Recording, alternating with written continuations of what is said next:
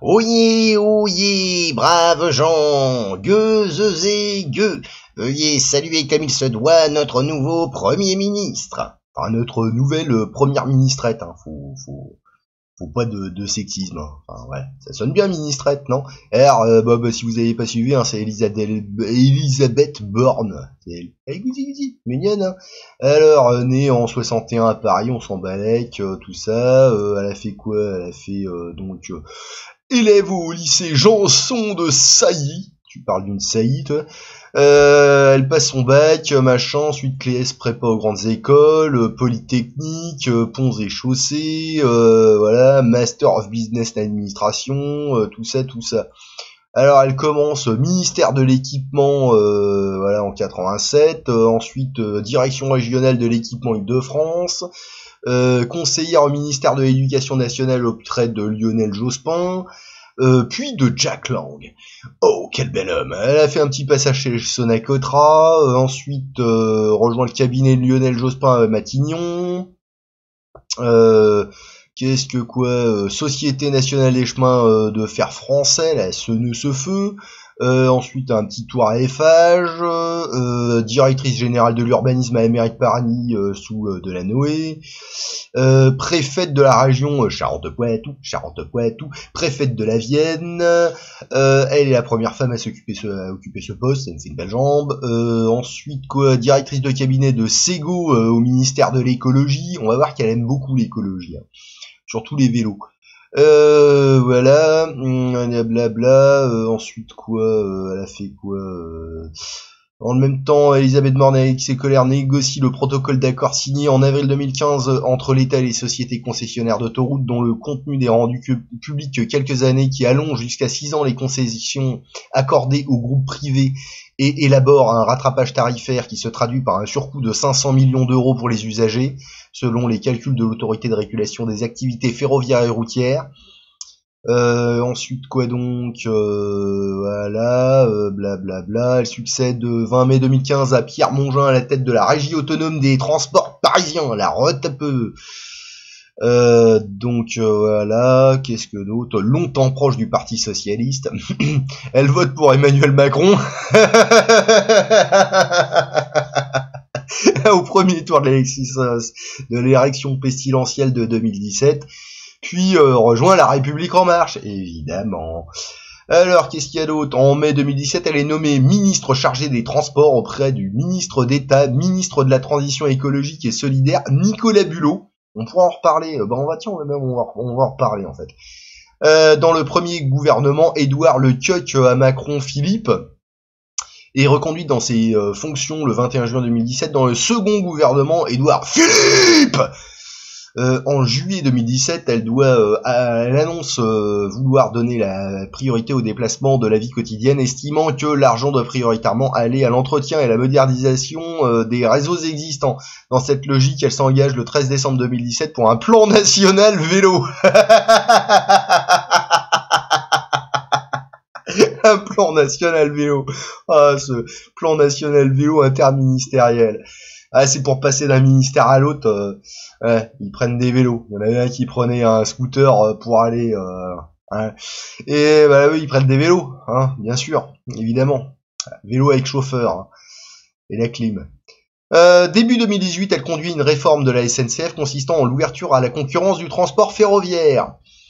La transformation du statut de l'entreprise et l'arrêt de recrutement au statut de ses agents à partir du 1er janvier 2020, ainsi que la reprise progressive par l'État de 35 milliards d'euros de la dette de l'entreprise publique. Confrontée à la plus longue grève de la SNCF depuis plusieurs décennies, elle fait tout de même voter cette réforme à une large majorité. Cette réforme lui attire l'hostilité d'une partie importante du monde cheminot et de la gauche radicale qui l'accuse d'affaiblir le secteur ferroviaire, en particulier les petites lignes et le fret, en la tenant pour responsable de la fin du train, de fruits et légumes Perpignan-Rungis.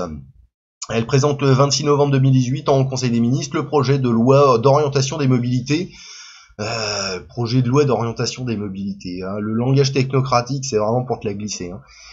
Qui traduit la volonté du gouvernement de donner la priorité au transport du quotidien et qu'elle présente comme un antidote aux fractures sociales et territoriales. me donne envie de me toucher les tétons, ça. En juillet 2019, elle annonce la mise en place d'une écotaxe d'un montant de 1,5 à 18 euros sur les billets d'avion à partir de 2020 pour tous les vols au départ d'aéroports français, sauf pour les vols en correspondance et ceux vers, alors sauf les vols en correspondance, d'accord, et ceux vers la Corse et ou les territoires de français d'outre-mer. Bon là ils ont dû se dire non ils vont trop gueuler et puis ils sont dangereux quand ils s'énervent, donc on va se calmer. Celle-ci doit rapporter 182 millions d'euros à partir de 2020. C'est minable, c'est ridicule. Destiné à des investissements pour des infrastructures et des transports plus écologiques, notamment le ferroviaire. Bah tiens, t'as raison, avec 182 millions, tu fais quoi? Alors elle n'est pas ministre d'État, contrairement à ces deux. Alors oui, ministre de la Transition écologique et solidaire. Encore du langage technocratique. Qu'est-ce que ça vient foutre les solidaires dans la transition écologique, mon cul. Bon. Elle n'est pas ministre d'État, contrairement à ses deux prédécesseurs Nicolas Bulot et François de Rugy, et conserve dans un premier temps le plein exercice de ses attributions sur le portefeuille des transports. Le 3 décembre 2019, celles-ci sont finalement déléguées à Jean-Baptiste Djebbari, nommé secrétaire d'État auprès d'elle. En raison de précédentes déclarations jugées peu favorables à l'environnement, notamment au sujet de la taxation des carburants maritimes et du kérosène dans l'aviation, certaines personnalités et associations se montrent sceptiques quant à la réussite de sa mission. En réponse aux critiques à son égard, elle déclare ne pas avoir de leçons à recevoir sur l'écologie et se définit comme une écologiste de terrain. Écologiste de terrain. Les Parisiens qui font du vélo. Bande d'écolos en carton. Elle emmène avec elle la quasi-intégralité de son cabinet au ministère des Transports. Il conserve Cyril Forget, jusqu'alors directeur adjoint au cabinet de François Rugy, ainsi que 300 conseillers au pôle de transition écologique de François Rugy, Jacques Azoulay, Baptiste Périssin-Faber, les deux directeurs de cabinet d'Emmanuel Vargon, et Brune Poirson. Il y a du niveau, hein, Brune Poirson sont également directeurs de cabinet adjoints d'Elisabeth Borne.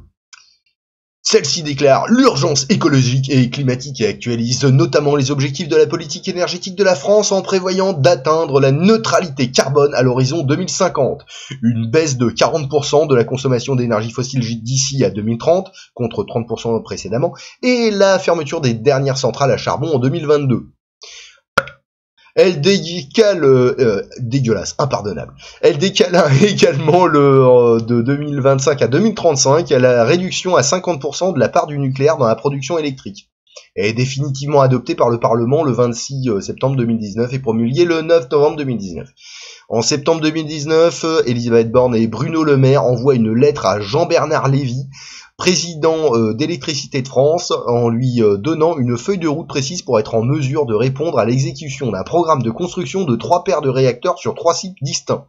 Alors que Jean-Bernard Lévy annonce le mois suivant la prochaine construction de 6 nouveaux réacteurs EPR, la ministre de la Transition écologique assure qu'elle n'a rien tranché, qu'il s'agit d'un scénario parmi d'autres. Ouais, on les connaît, hein, les scénarios. Ouais, on sait jamais comme ça. Ouais, mais tiens. Et qu'aucune décision ne sera prise avant la mise en service de l'EPR de Flamanville. Elle appelle également EDF à réfléchir à son rôle au cas où un scénario 100% énergie renouvelable serait retenu à terme pour la fourniture d'énergie en France aux dépens de nouvelles centrales nucléaires. C'est bien 100% énergie renouvelable, bon, hein. On renouvelle pas tout, hein, parce que les panneaux solaires, ça se renouvelle pas si facilement que ça, hein. Enfin, je dis ça. Voilà. En 2020, donc, au sortir de la pandémie Covid-19, elle déclare être confortée dans l'idée qu'il faut avoir un mix électrique diversifié. Ouais, un petit peu de centrale à charbon, un petit peu de centrale à gaz, et puis un petit peu d'éoliennes qui tuent des oiseaux. Voilà. Et puis des panneaux solaires qui tuent les petits Chinois qui les fabriquent. Et estime que dépendre d'une source d'électricité à 70%, enfin les petits Chinois, les petits Africains aussi d'ailleurs, hein, les petits Pakistanais aussi, et puis qui eux, ils sont dans la merde parce qu'ils sont en train d'essayer de les retraiter. Hein. Le tout avec des terres rares qu'on va piquer à droite à gauche. Hein? C'est ça l'écologie, hein. C'est bien l'écologie. L'écologie, ça fait que, tiens, je fais une petite pause parce que c'est rigolo quand même.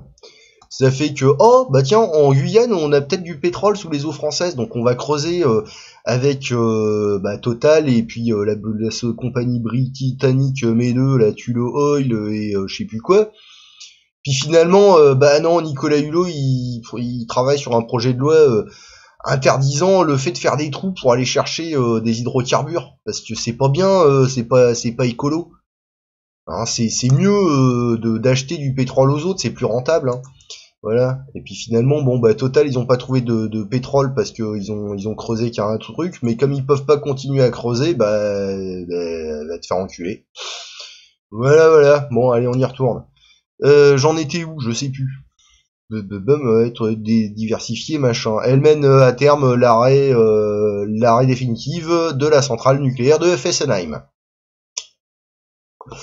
En novembre 2019, alors que l'Assemblée nationale vote après un avis favorable du gouvernement, de fait de Gérald Darmanin, seul ministre présent au moment du vote, on voit qu'ils en ont des trucs à foutre, hein, les mecs.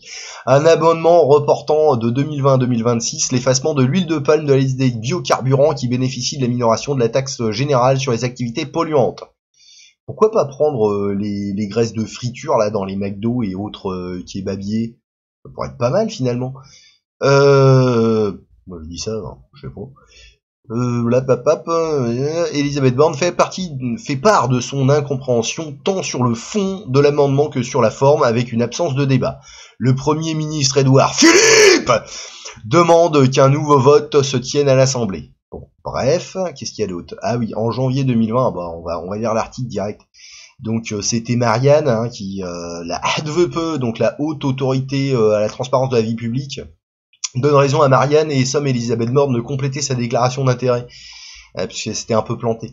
Le mardi 23 juin, la HATVP a sommé Elisabeth Borne de modifier sa déclaration d'intérêt, une décision qui donne raison à Marianne. Dans un article publié en janvier, alors c'était en 2020, nous avions pointé l'omission par la ministre de la Transition écologique de sa participation passée à un lobby qui milite pour la délégation de projets publics au secteur privé. Ça va faire plaisir à nos amis de gauche, hein. Le public qui devient privé, c'est bien ça. Alors, Elisabeth Borne, machin, haute autorité, donc sommet la ministre, ça on a vu, qui milite, elle dit scandaleuses insinuations en dépit des réponses apportées. Je n'ai jamais siégé au conseil d'administration de cette fondation. Aucune omission. La HATVP stipule que cela n'a pas figuré dans ma déclaration. Un empilement d'insinuations ne fait pas une information. Ouais, je le fais un petit peu de manière grandiloquente, c'est quand même plus rigolo. La décision de la HATVP invalide totalement cette analyse. Dans le détail, l'autorité a estimé qu'elle avait bien omis sa participation à l'IGD, alors je ne sais pas ce que c'est l'IGD, ainsi qu'à 6 autres mandats. Elle devra modifier sa déclaration d'intérêt dans un délai de 3 mois. La HATVP a toutefois décidé de ne pas saisir le parquet en considérant que cet oubli ne constituait pas une omission substantielle. Alors, blablabla, oui, ça c'était rigolo. Cet épilogue marque ainsi un drôle de rétropédalage de la part de la HATVP.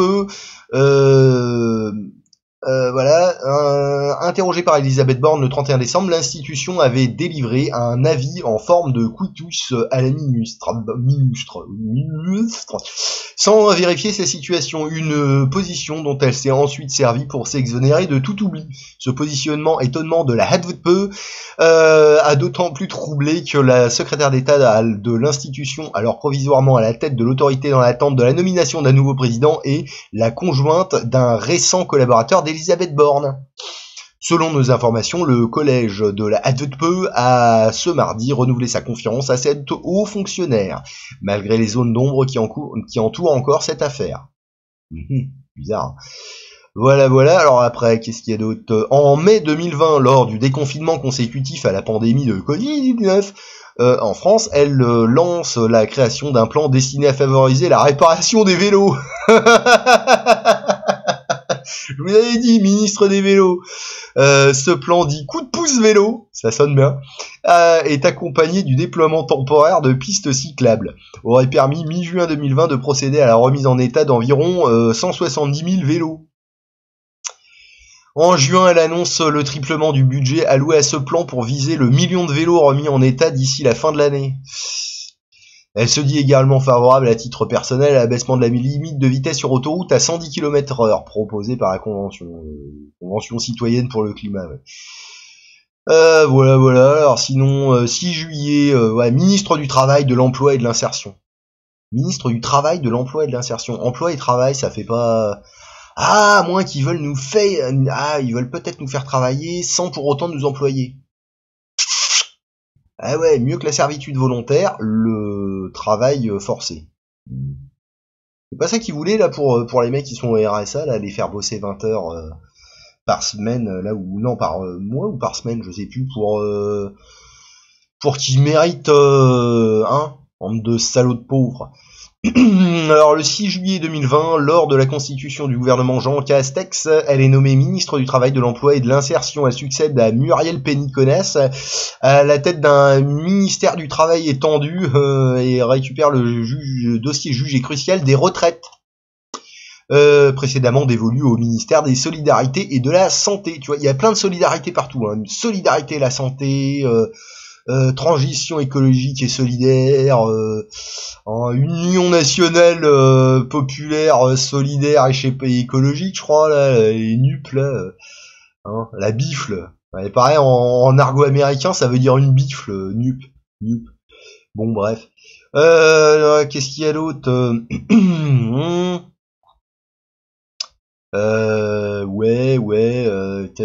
Tac.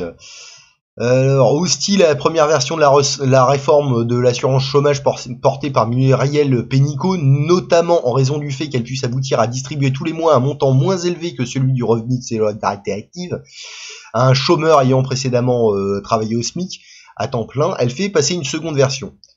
Alors c'est marrant parce que en fait c'est pas con. Si tu veux baisser le chiffre des chômeurs, tu fais en sorte que les chômeurs touchent moins que les mecs qui sont au RSA, comme ça les mecs ils vont pas aller au chômage, ils vont directement se mettre au RSA, donc tu baisses les chiffres du chômage. Ouais, je suis vicieux, je sais.